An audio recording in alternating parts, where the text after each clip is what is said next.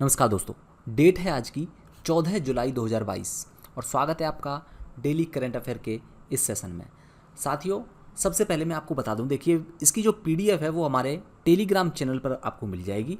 जब आप Telegram on करेंगे तो वहाँ पर जीएस मंच नाम का एक टेलीग्राम चैनल होगा, वहाँ पर इसकी पीडीएफ आपको मिल जाएगी इस सेशन की, ठीक है।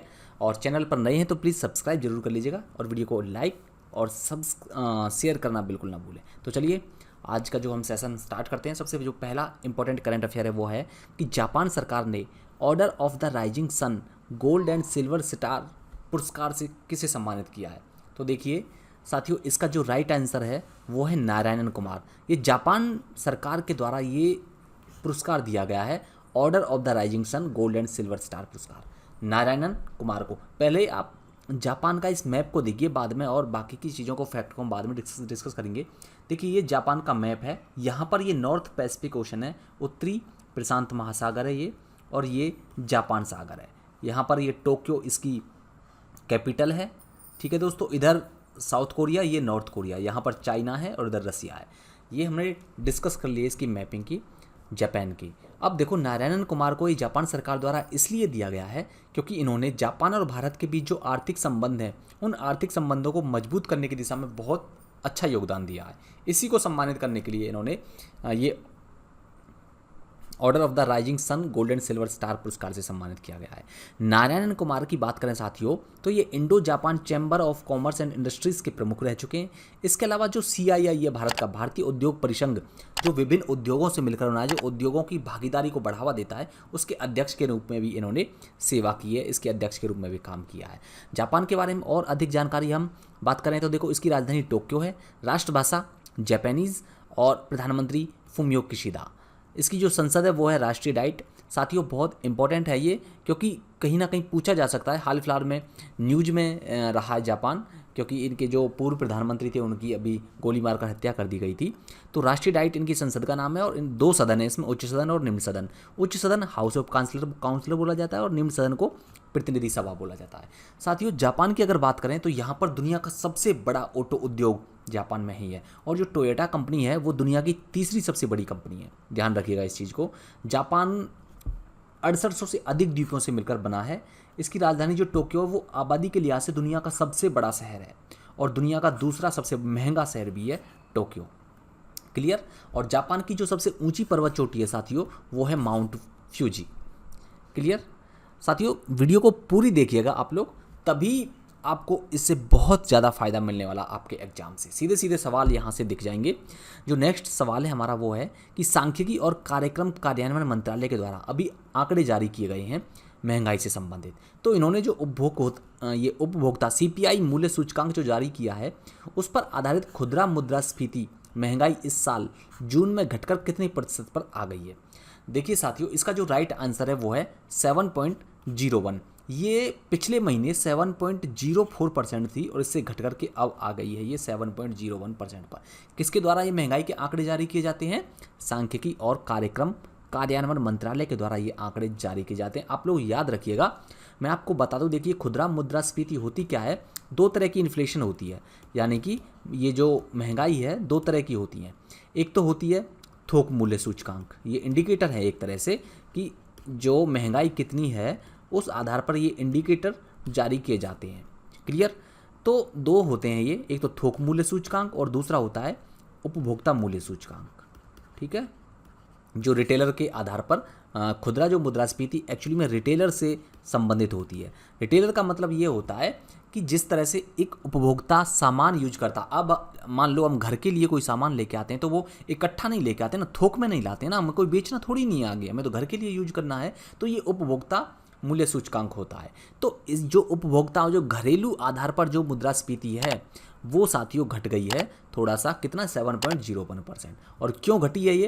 क्योंकि देखो इसमें जो कहा गया है मंत्रालय के द्वारा, ये कहा गया है मिनिस्ट्री के द्वारा कि जो खाद्य और पेय पदार्थों में थोड़ी सी इनकी कीमतों में कमी आई, जिसकी वजह से इस मुद्रास्फीति में मामूली कमी देखी गई है, क्लियर। और कितनी, जून में कितना हो गया है? 7.01%। देखिए अभी जो आरबीआई है हमारा केंद्रीय बैंक, इसने 2026 तक के लिए महंगाई पर कंट्रोल करने के लिए कुछ इन्होंने सीमा निर्धारित की है और इन्होंने कहा है कि देखिए जो मुद्रास्फीति है वो 2% से और 6% के बीच में रहनी चाहिए। इससे ना ज़्यादा होनी चाहिए ना कम होनी चाहिए, तभी देश की जीडीपी को और देश के विकास को बढ़ावा मिल सकता है, देश में आर्थिक उत्पादन को बढ़ावा मिल सकता है। तो ध्यान रखिएगा कितनी हो सकती है, ये 2% के मार्जिन पर रखा गया है। वैसे ये जो 5 साल की अवधि के लिए खुदरा मुद्रास्फीति को 4% पर और 2% के मार्जिन के साथ में रखा गया है। लेकिन इन्होंने कहा है कि देखिए 2 से और 4% तो होना ही चाहिए, मेनली 4% तो होना ही चाहिए, लेकिन 6% हो सकती है, इससे आगे नहीं। अगर 6% से आगे बढ़ा दी गई तो बढ़ गई अगर मुद्रास्फीति, तो ये बहुत ज़्यादा नुकसानदायक हो सकती है। क्लियर हुआ। अब देखो पिछले कुछ महीनों की जो मुद्रास्फीति है सीपीआई, उसे देख लेते हैं हम। जनवरी 2022 में 6.01% थी, फरवरी में ये 6.04% हो गई बढ़ करके, और मार्च में 6.95% बढ़ गई, अप्रैल में 7.79% लगातार बढ़ती जा रही थी, और अब ये थोड़ी सी घटी है। क्लियर, ध्यान रखिएगा आप लोग। नेक्स्ट है संपत्ति कर अनुपालन पर आवासीय कल्याण संघ RWA। इसके लिए एक प्रोत्साहन योजना लाई गई है सरकार के द्वारा। तो पूछा है कि किस राज्य या केंद्र शासित प्रदेश में ये शुरू की गई है प्रोत्साहन योजना, आवासीय कल्याण संघ। आवासीय कल्याण संघ साथियों ये एक संगठन है जो आवासीय कल्याण को बढ़ावा देता है। ठीक है, जो आवास हैं, रेजिडेंसेज हैं, उनके कल्याण, वेलफेयर को सुनिश्चित करता है ये। तो ये जो दिल्ली सरकार है इसके द्वारा ये योजना लाई गई है। क्लियर हुआ क्यों लाई गई है। यहाँ के जो देखो, अगर दिल्ली की मैं थोड़ी सी आपसे बात करूँ ना, तो दिल्ली के जो मुख्यमंत्री हैं वो अरविंद केजरीवाल हैं, और वीके सक्सेना यहाँ के ये जो LG हैं, लेफ्टिनेंट गवर्नर बोला जाता है दिल्ली में, कौन है, वीके सक्सेना।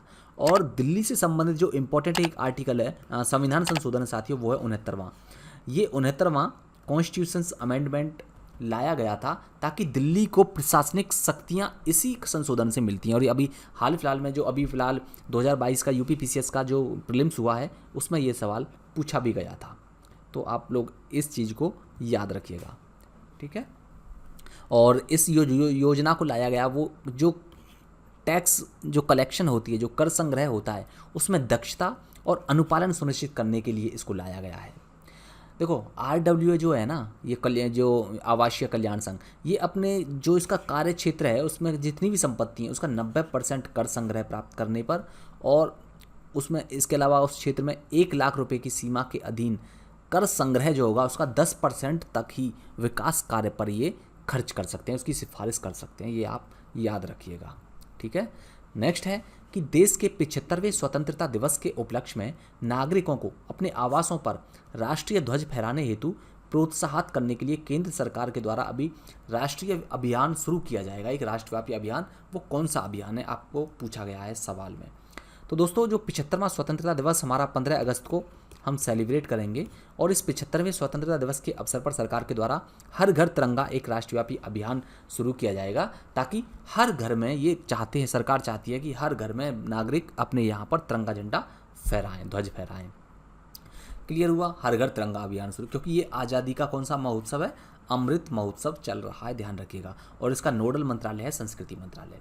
देखो, ध्वज फहराने के लिए सरकार के द्वारा एक कोड ऑफ कंडक्ट लाया गया था, ध्वज संहिता लाई गई थी 2002 में। इसको 2002 में इसमें लाया गया था 26 जनवरी 2002 को, जो कि इसमें पिछले साल दिसंबर में ही इसमें संशोधन किया गया है। पहले केवल सूती वस्त्र से ही ध्वज निर्माण किया जा सकता था, लेकिन अब मशीन निर्मित और पॉलिस्टर राष्ट्रीय ध्वज की उपयोग की अनुमति दी गई थी। अब कपास, पॉलिस्टर, ऊन, रेशम, खादी आदि से भी ध्वज, हमारा जो झंडा बनाया जा सकता है, मशीन के साथ साथ हाथ से भी बनाया जा सकता है। अगर राष्ट्रीय ध्वज के आकार की बात करें साथियों, तो ये आयताकार होना चाहिए और किसी भी साइज का हो सकता है, लेकिन इसकी जो अनुपात है लंबाई और चौड़ाई का, वो हमेशा 3:2 का रहना चाहिए। क्लियर। नेक्स्ट है, कागज के प्रमुख उत्पादों के आयात के लिए विदेश व्यापार महानिदेशालय DGFT ने कागज आयात निगरानी प्रणाली की शुरुआत की है। ये कब से प्रभावी होगी, आपसे पूछा गया। देखो, पहले जो कागज आयात की, जो मुफ्त में कागज आयात की एक प्रणाली हुआ करती थी, उसकी जगह अब मुफ्त कागज आयात की प्रणाली की जगह कागज आयात निगरानी प्रणाली को लाया गया है। किसके द्वारा, विदेश व्यापार महानिदेशालय द्वारा। ये यानी कि अभी लागू नहीं हुई है, ये प्रभावी हो जाएगी कब से, 1 अक्टूबर 2022 से। इसके बारे में बात करें तो देखो, इसको ये वाणिज्य और उद्योग मंत्रालय के द्वारा इसको लाया गया है। पहले जो नीति थी आयात की, कागज आयात की, उसमें संशोधन करके ये प्रणाली लाई गई है। और 1 अक्टूबर 2022 से प्रभावी हो जाएगी।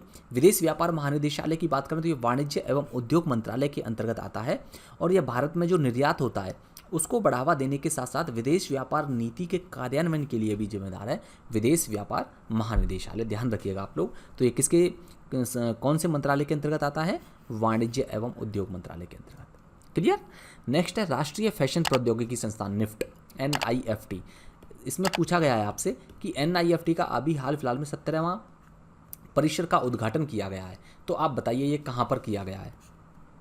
साथियों यहाँ पर आप देख सकते हैं ये है हरियाणा के CM और ये हैं केंद्रीय मंत्री पीयूष गोयल। तो ऑब्वियसली हरियाणा में ही हुआ होगा। अब आंसर इसका है, सही आंसर है पंचकुला। पंचकुला में साथियों राष्ट्रीय फैशन प्रौद्योगिकी संस्थान निफ्ट का उद्घाटन किया गया। 17वां परिसर है ये। देखो जिस तरह से IIT होती है ना टेक्नोलॉजी इंजीनियरिंग में, इंजीनियरिंग के क्षेत्र में, IIM होता है मैनेजमेंट के क्षेत्र में, उसी तरह से फैशन डिज़ाइनिंग और फैशन टेक्नोलॉजी से संबंधित जो संस्थान होता है जहाँ पर फैशन टेक्नोलॉजी से संबंधित स्टडी कराई जाती है वहाँ पर निफ्ट होता है। ठीक है, तो ये ध्यान रखिएगा, फैशन टेक्नोलॉजी से संबंधित है। इसमें 20% सीटें निफ्ट के नियमों के अनुसार हरियाणा के लोगों के लिए निर्धारित होंगी और जैसे हमने बात कर ली थी अभी इस चीज़ के बारे में, तो पीयूष गोयल जो केंद्रीय मंत्री हैं और मनोहर लाल खट्टर जी इन्होंने इसका पंचकुला में उद्घाटन किया है। हरियाणा के बारे में बात करें तो ये आप यहाँ पर देख सकते हैं, हरियाणा भारत का एक राज्य है जिसकी कैपिटल चंडीगढ़ है। बंडारू दत्तात्रेय इसके गवर्नर हैं और जो इसके CM है वो है मनोहर लाल खट्टर। विधानसभा सीट यहाँ की 90 हैं, लोकसभा सीट 10 हैं और 1 नवंबर 1966 को इसका गठन किया गया था। नेक्स्ट, आगामी राष्ट्रमंडल खेलों के लिए BCCI यानी कि भारतीय क्रिकेट कंट्रोल बोर्ड ने भारतीय महिला क्रिकेट टीम की घोषणा कर दी है। तो ये 15 सदस्यीय टीम होगी जो कि खेलने जाएगी यहाँ पर राष्ट्रमंडल खेलों में। और इसका पूछा है कि इसका नेतृत्व कौन करेगा, यानी कि कैप्टन कौन है इसकी। तो देखो जो सबसे पहले आप ये जानिए राष्ट्रमंडल खेल जो 2022 में होने वाले हैं कहाँ पर होंगे। ये देखो बर्मिंघम में होंगे और बर्मिंघम कहाँ है दोस्तों? बर्मिंघम है इंग्लैंड में। ठीक है, और इसकी जो महिला क्रिकेट टीम की जो नेतृत्व करेगी वो हैं हरमनप्रीत कौर। ध्यान रखिएगा इस चीज़ को, हरमनप्रीत कौर इस टीम का नेतृत्व करेगी, इंडियन महिला टीम का।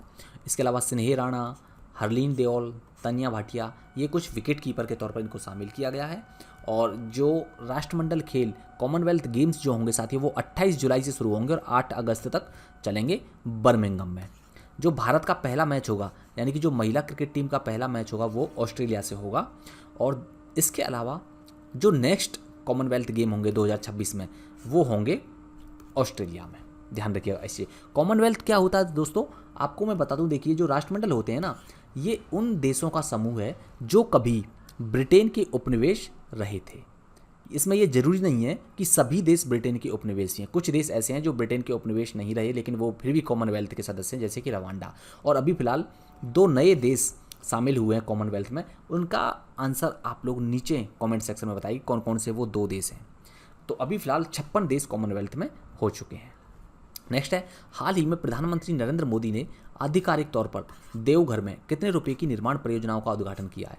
तो साथियों इसका राइट आंसर है 16,800 करोड़ रुपए की परियोजनाओं का उद्घाटन और आधारशिला रखी है नरेंद्र मोदी जी ने। कहाँ पर? देवघर में। देवघर कहाँ पर है साथियों? ये झारखंड में है। कहाँ पर है? झारखंड में। अगर इसके बारे में थोड़ी सी डिटेल में बात करें तो देखिए यहाँ पर एक हवाई अड्डे की भी निर्माण की बात करी गई है जो जहाँ से रांची, दिल्ली, पटना के लिए उड़ान का संचालन किया जाएगा। इसके अलावा PM ऊर्जा गंगा योजना और गेल की जो जगदीशपुर, हल्दिया, बोकारो, धामरा पाइपलाइन उसके विस्तार की भी बात की गई है। देवघर की बात करें तो साथियों ये मयूराक्षी, झारखंड में मयूराक्षी नदी के तट पर है देवघर। बेतला राष्ट्रीय उद्यान झारखंड का एक प्रमुख राष्ट्रीय उद्यान है जो कि लातेहार और पलामू जिलों में स्थित है। इसके अलावा झारखंड के कुछ प्रमुख त्योहारों की बात करें तो सरहुल, करम का यानी कि कर्मा, जावा, टुशु, हलपुनिया, भक्ता परब, बंदना, जानी सिकात, ये कुछ प्रमुख त्यौहार हैं। और लोक नृत्यों की बात करें तो पाइका नृत्य, नटुआ नृत्य, करिया झूमर नृत्य, कर्मा नृत्य, जतरा, बा नृत्य, जोमनमा नृत्य, ये यहाँ के लोक नृत्य हैं, आप लोग याद रखिएगा। नेक्स्ट है, देश का पहला कार्बन न्यूट्रल हवाई अड्डा कहाँ पर विकसित किया जा रहा है? तो साथियों इसका जो सही आंसर है वो है लेह।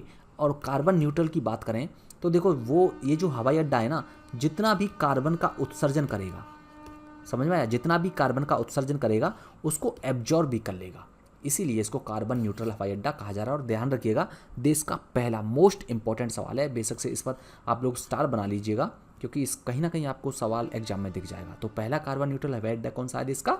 लेह। और 900 टन कार्बन उत्सर्जन में कमी आने की संभावना है इससे। भारतीय विमानपत्तन प्राधिकरण की बात करें तो इसका मुख्यालय नई दिल्ली में है। 1 अप्रैल 1995 को इसकी स्थापना की गई थी और इसके अध्यक्ष संजीव कुमार हैं। नेक्स्ट है, हाल ही में यूरेका फोर्ब्स, इसके प्रमुख के रूप में किसे नियुक्त किया गया है? देखिए, जो ये यूरेका फोर्ब्स है ना साथियों, ये सफाई वगैरह इन सबसे संबंधित उत्पादों का निर्माण करती है, वायु शोधन, जो वैक्यूम क्लियरेंस, ये सब चीज़ों के। तो इसका जो प्रमुख है वो प्रतीक पोटा को नियुक्त किया गया है। प्रतीक पोटा, ठीक है, इनको प्रबंध निदेशक और सीईओ के रूप में नियुक्त किया गया है। ये जो यूरेका फोर्ब्स कंपनी है ये सापुरजी पालोनजी समूह की पहले ये पेरेंट कंपनी है इसकी, यानी कि यूरेका फोर्ब्स की पेरेंट कंपनी कौन है? सापुरजी पालोनजी समूह। और वर्तमान में एडवेंट इंटरनेशनल की एक पोर्टफोलियो कंपनी भी है यूरेका फोर्ब्स। सफाई, जैसा कि मैंने बात करी, वायु शोधन, वैक्यूमिंग, घरेलू सुरक्षा से संबंधित ये उत्पाद बनाती है। हेडक्वार्टर इसका मुंबई में है और इसकी जो स्थापना की गई थी वो 1982 में।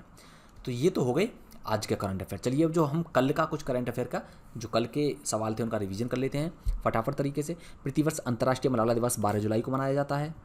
और निम्न में से किस संस्थान द्वारा व्यक्तिगत कैंसर निदान के लिए AI टूल विकसित किया है? तो ये किया है IIT मद्रास के द्वारा। प्रधानमंत्री नरेंद्र मोदी ने कहाँ पर राष्ट्रीय प्रतीक का अनावरण किया? नई संसद भवन में। निम्न में से किस एयरलाइन को DGCA से एयर ऑपरेटर सर्टिफिकेट प्राप्त हुआ है? अकासा एयर। हाल ही में किस देश के पूर्व राष्ट्रपति जोस एडुआर्डो डॉस सैंटोस का निधन हो गया? ये अंगोला के पूर्व राष्ट्रपति हैं।